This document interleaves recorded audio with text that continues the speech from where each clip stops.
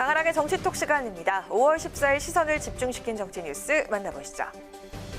첫 번째 정치톡, 청와대 전지전능하지 않아. 여야 강대강 대치가 이어졌던 청문회 전국이 끝난 후 여권에선 인사청문회 제도를 개선해야 한다는 목소리가 커지고 있습니다.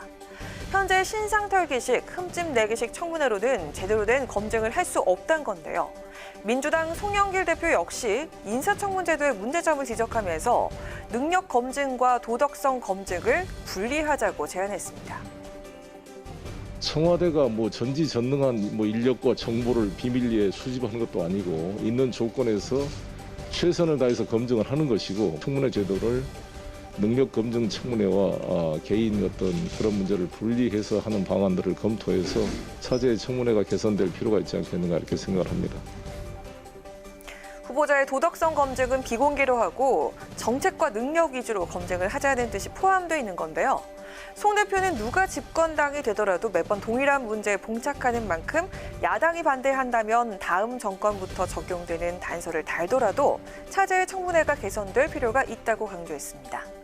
하지만 이런 여권의 움직임과는 달리 우리 국민 10명 중에 7명은 후보자의 도덕성과 능력 모두를 공개 검증하는 현행 방식을 선호하는 것으로 나타나서 눈길을 끌었습니다.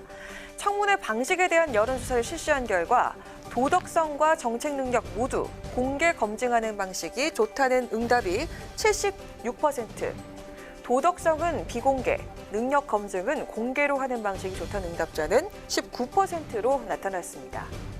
또한 청문회 우선 검증 사항을 묻는 질문엔 도덕성이 47%, 또 정책 능력이 47% 동률로 응답이 팽팽하게 나타났습니다.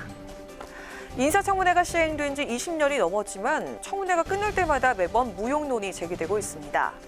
맹탕 청문회라는 오명을 싣는 후보자의 능력과 전문성, 그리고 도덕성까지 제대로 검증할 수 있는 방안은 정말 없는 것일까요?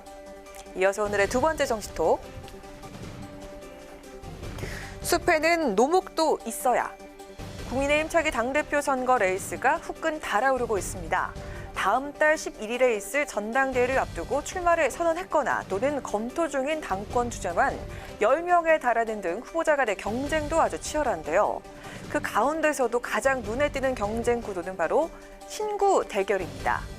초선과 원외 인사들이 강세를 보이면서 유력 중진 후보들과 경쟁을 펼치고 있는 것인데요. 이런 소장파 바람에 불편한 심경을 드러낸 이가 있었습니다. 저는 바람까지는 생각을 안 하고요. 우리 당원들께서 잘 판단하시리라고 봅니다.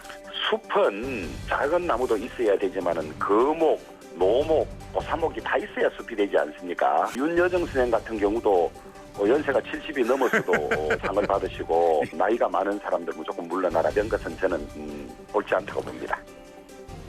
일찌감치 당대표 경선에 도전한 주호영 의원.